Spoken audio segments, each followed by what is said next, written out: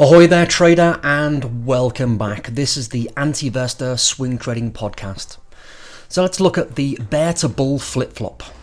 Last year, 2022, was a bear year, and seeing the S&P 500 down 19.4%. There was no Christmas rally, and the groundhog predicted 6 more hard months. The big question we should be asking ourselves is, what's next? So let's explore that question in today's podcast. Hi, it's Phil. Welcome to the Anti-Investor Swing Trading Podcast, where we talk about swing trading stocks, stock options, and index futures. My goal is to help the next 1,000 traders become financially independent and retire early from the financial markets by providing the right tools to use, the rules to follow, and the software to assist you so that you don't make the same mistakes that I made. And from now on, I'll be your personal swing trading mentor to show you the way. So if you're ready, let's do this.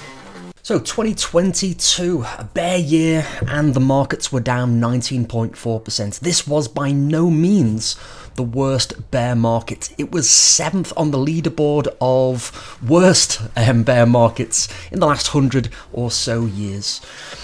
And in the last 30 or so years, as a market observer, 2008 was actually one of the worst, down 36.6% during the global financial crisis. And it actually comes second in the list of worst bear markets.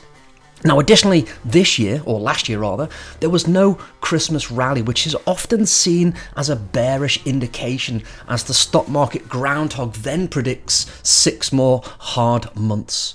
Typically, when we have a bear market, it can last approximately 1 calendar year, but these things rarely respect the typical calendars, and it's just a good way to describe what has been developing and unfolding. And for example, 2020 was not a bear year despite there being a market crash, because we had such a fast recovery. Now personally, I would include it on the list of market crashes and bear movements, but on a year-to-year basis using the typical calendar, it gets removed from such seasonal and cyclical assessments.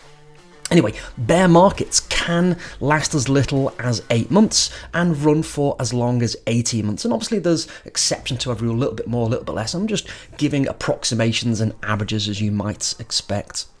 It depends on what research reports that you're reading at the moment.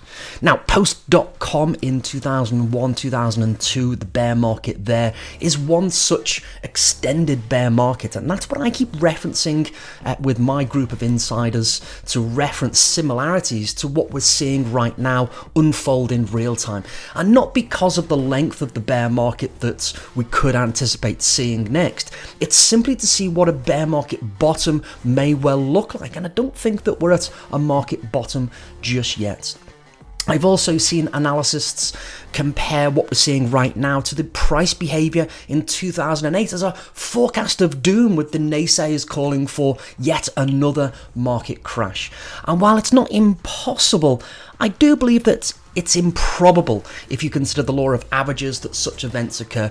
Market crashes tend to occur once every 10 years on average, again there or thereabouts. And because we've just seen one in 2020, it's unlikely to see another one so soon on the heels of a previous one. We're still in recovery mode essentially. That doesn't mean we can't see a sharp correction, but we don't necessarily, or I wouldn't expect to see a market crash. Now, the good news amongst all this doom and gloom and naysaying is that the current pain we're experiencing is, well, it's normal. And it's worth pointing out that, again, the obvious, but it's worth pointing out that the stock market is not the economy.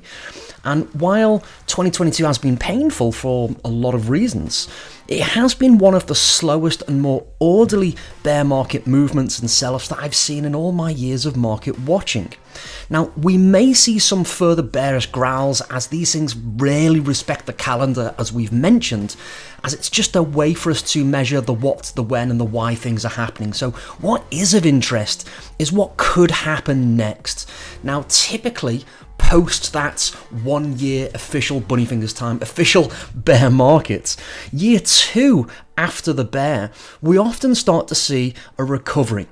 Now, but given the Fed measures and the policies that have yet to really take effect, neither have they pivoted to signal that they've stopped pissing into the winds of the economy, it's unlikely that we're going to see an immediate turnaround. I think we're going to see the first half of year 2 start to be more bearish, and then we'll start to see things turn around. That would be my expectation, and obviously I reserve the right to change my mind with new information, as any good markets observer will tell you.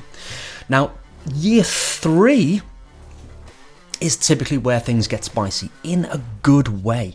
Now, we can expect a little bit of a wibble wobble as the year 2 kind of figures it out. It finds its feet, forms a base, and then we see a possible recovery.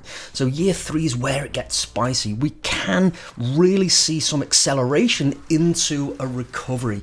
And it's normal to see 30 to 50 cent appreciations in the indexes.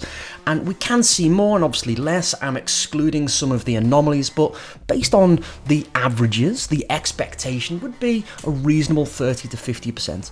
And when we start going into the 5-year performance after that bear market's consideration, the moves can be considered spectacular. Now, post-2008, we, as market traders and speculators, have been spoiled rotten with quantitative easing after quantitative easing after quantitative easing. So it's been a long time since we've seen a normal, healthy, steady bear market correction, and this is what we've needed for a long time. And I've said this on my own podcast and my previous podcasts many times over the years, that we need a healthy, steady bear market, an economic reset as a part of that normal, healthy cycle of economic expansion and contraction. We've essentially skipped globally because of, well, global quantitative easing. You know, many countries have been doing it, and central banks have been massaging the books, shall we say. Anyway, so what we're witnessing in real time unfolds, and for many of the market observers, it's for the first time, and we're seeing it in real time. The markets are, and to a large extent, the economy is rebalancing. It's trimming the dead wood, ready for a growth of spurt. A spurt of growth, even.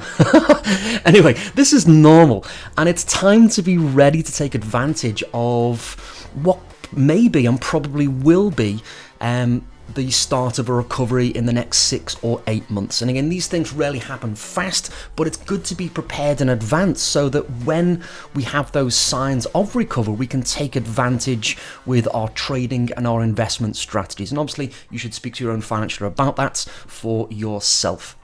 So do you have your strategy ready to take advantage of the coming movements that are expected to follow? Because now's the time to prepare for such things so that you can be ready and not caught on the sidelines, waving goodbye to what could be some of the best investment opportunities and timings for most trend trading strategies. So with that said, if you like what you heard today, be sure to follow and listen to the very first episode where I map out the first of my 6 most profitable money-making strategies. So that's all for today. So thank you for giving me your time and attention and making me a part of your regular routine. Have a wonderful day, and I will speak to you at the same time next time. Keep in mind that futures, options on futures, stocks and stock option trading involves a degree of risk that may not be suitable for all investors. Past performance is no guarantee of future performance. Anti-Investor provides educational information and does not provide financial advice.